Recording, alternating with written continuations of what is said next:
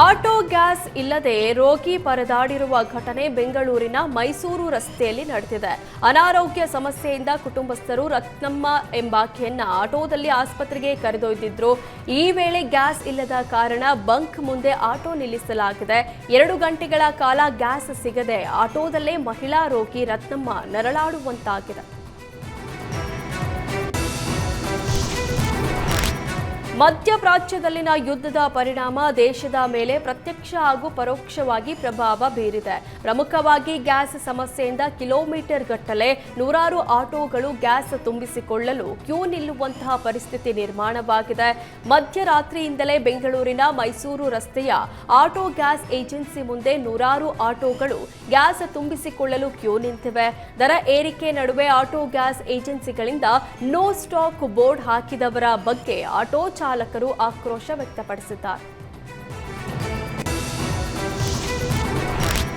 Petrol diesel ಕೊರತೆ ವದಂತಿ ಬೆನ್ನಲ್ಲೇ ಖಾಸಗಿ ಸ್ವಾಮ್ಯದ ಶೆಲ್ ಪೆಟ್ರೋಲ್ ಬಂಕ್ ಜನತೆಗೆ ಮತ್ತೆ ಶಾಕ್ ಕೊಟ್ಟಿದೆ.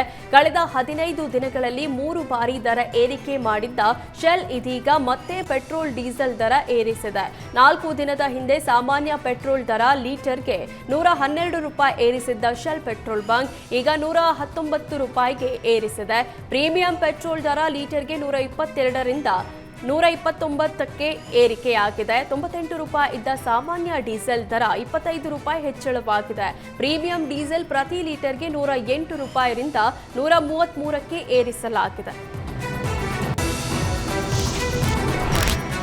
ಮಧ್ಯಪ್ರಾಚ್ಯ ಯುದ್ಧದ ಪರಿಣಾಮ ಬಳ್ಳಾರಿಯಲ್ಲಿ ಆಟೋ ಗ್ಯಾಸ್ ಸಿಗದೆ ಚಾಲಕರು ಸಂಕಷ್ಟಕ್ಕೆ ಸಿಲುಕಿದ್ದಾರೆ. ನಿಗದಿತ ಸಮಯಕ್ಕೆ ಸ್ಟಾಕ್ ಬಾರದ ಪರಿಣಾಮ 6 ಎಲ್ಪಿಜಿ ಸೆಂಟರ್ಗಳ ಪೈಕಿ 4 ಬಂದ್ ಆಗಿವೆ. ಎಲ್ಪಿಜಿ ಸ್ಟಾಕ್ ಇಲ್ಲದೆ ಆಟೋ ಚಾಲಕರು ಪರದಾಡುವಂತಹ ಸ್ಥಿತಿ ನಿರ್ಮಾಣವಾಗಿದೆ.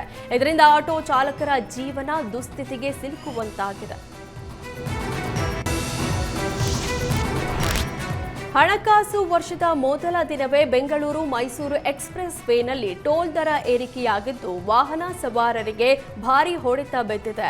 ಪೆಟ್ರೋಲ್, ಡೀಸೆಲ್, ಗ್ಯಾಸ್ ಬೆಲೆ ಏರಿಕೆ ಕಂಡ ಬಳಿಕ ಇದೀಗ ಟೋಲ್ ದರಗಳ ಏರಿಕೆ ವಾಹನ ಸವಾರರಿಗೆ ನುಂಗಲಾರದ ತುತ್ತಾಗಿದೆ. ಬೆಂಗಳೂರು ಮೈಸೂರು ಎಕ್ಸ್‌ಪ್ರೆಸ್ ವೇನಲ್ಲಿ ಮಂಡ್ಯ ಜಿಲ್ಲೆಯ ಶ್ರೀರಂಗಪಟ್ಟಣ ತಾಲೂಕಿನ ಗಣಂಗೂರು ಬಳಿ ಹಾಗೂ ರಾಮನಗರದ ಗಣಮಿಣಕಿ ಬಳಿ 2 ಟೋಲ್ಗಳು ಪ್ಲಾಜಾಗಳಿದ್ದು ಈ 2 ಟೋಲ್ಗಳಲ್ಲೂ ದರವನ್ನ ಒಂದೇ ಮಾದರಿಯಲ್ಲಿ ಏರಿಕೆ ಮಾಡಲಾಗಿದೆ. ಪ್ರತಿ ಟೋಲ್ನಲ್ಲಿ ₹5 ಇಂದ ₹25ವರೆಗೆ ಏರಿಕೆಯಾಗಿದೆ. 118 ಕಿಲೋಮೀಟರ್ ಇರುವ ಬೆಂಗಳೂರು ಮೈಸೂರು ಎಕ್ಸ್‌ಪ್ರೆಸ್ ವೇನಲ್ಲಿ ಕಾರಿನಲ್ಲಿ ಪ್ರಯಾಣ ಮಾಡಿದ್ರೆ ಪ್ರತಿ ಟೋಲ್ನಲ್ಲಿ ₹5 ಅಂತೆ 2 ಟೋಲ್ಗಳಿಂದ ₹10 ಏರಿಕೆಯಾಗಿದೆ. ಮೊದಲು ಮೈಸೂರಿಂದ ಬೆಂಗಳೂರಿಗೆ ಪ್ರಯಾಣ ಮಾಡಿದ್ರೆ ₹345 ಟೋಲ್ ಕಟ್ಟಬೇಕಿತ್ತು. ಇಂದಿನಿಂದ ₹355 ಟೋಲ್ ಕಟ್ಟಬೇಕಾಗುತ್ತೆ. ಇದರಿಂದ ವಾಹನ ಸವಾರರಿಗೆ ಹೊರೆ ಬಿದ್ದಂತಾಗಿದೆ.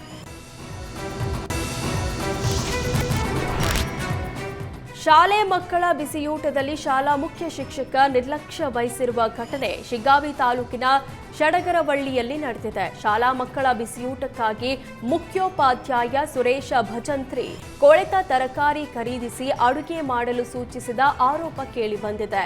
ಎಸ್ಡಿಎಂಸಿ ಅಧ್ಯಕ್ಷ ಚಂದ್ರು ಪರಿಶೀಲನೆ ವೇಳೆ ಹೀರೆಕಾಯಿ, ಸೌತೆಕಾಯಿ, ಟೊಮೆಟೊದಲ್ಲಿ ಹುಳ ಪತ್ತೆಯಾಗಿದೆ. ಮಕ್ಕಳ ಆರೋಗ್ಯದ ವಿಚಾರದಲ್ಲಿ ನಿರ್ಲಕ್ಷ್ಯ ವಹಿಸ್ತಾ ಇರುವ ಹೆಡ್ ಮಾಸ್ಟರ್ ಬಗ್ಗೆ ಮೇಲಾಧಿಕಾರಿಗಳಿಗೆ ದೂರು ನೀಡಿದ್ರೂ ಕ್ರಮ ಕೈಗೊಳ್ಳದ ಬಗ್ಗೆ ಆಕ್ರೋಶ ವ್ಯಕ್ತವಾಗಿದೆ.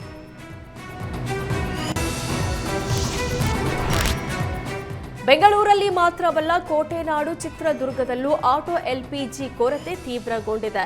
ಎಲ್ಪಿಜಿ ಸಿಗದೆ ಚಾಲಕರು ಸಂಕಷ್ಟಕ್ಕೆ ಸಿಲುಕಿದ್ದಾರೆ. ನಗರದಲ್ಲಿರುವ 5 ಆಟೋ ಎಲ್ಪಿಜಿ ಗ್ಯಾಸ್ಗಳ ಪೈಕಿ ಈಗಾಗಲೇ 4 ಬಂಕ್ಗಳು ಬಂದ್ ಆಗಿದೆ.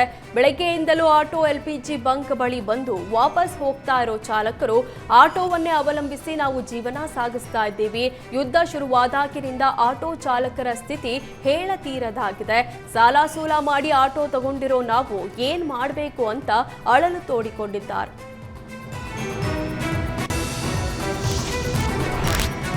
ಹುಟ್ಟೂರಿನ ಸುಗ್ಗಿ ಹಬ್ಬದಲ್ಲಿ ಪರಿಷತ್ ಸದಸ್ಯ ಸಿಟಿ ರವಿ ಭರ್ಜರಿ ಸ್ಟೆಪ್ ಹಾಕಿದ್ದಾರೆ. ಚಿಕ್ಕಮಗಳೂರು ತಾಲೂಕಿನ ಚಿಕ್ಕಮಾಗರಹಳ್ಳಿ ಸುಗ್ಗಿ ಉತ್ಸವದಲ್ಲಿ ಸಿಟಿ ರವಿ ಹೆಜ್ಜೆ ಹಾಕಿ ಸಂಭ್ರಮಿಸಿದ್ದಾರೆ. ಸಿಟಿ ರವಿ ಹೆಜ್ಜೆ ಹಾಕ್ತಿದ್ದಂತೆ ಹಿರಿಯ ಪುತ್ರ ಸೂರ್ಯ, ನೂರಾರು ಗ್ರಾಮಸ್ಥರು ಸಾಥ್ ಕೊಟ್ಟಿದ್ದಾರೆ. ಸಿಟಿ ರವಿ ಹೆಜ್ಜೆ ಹಾಕಿರುವ ವಿಡಿಯೋ ಸದ್ಯ ಸೋಷಿಯಲ್ ಮೀಡಿಯಾದಲ್ಲಿ ಸಖತ್ ವೈರಲ್ ಆಗ್ತಾ ಇದೆ.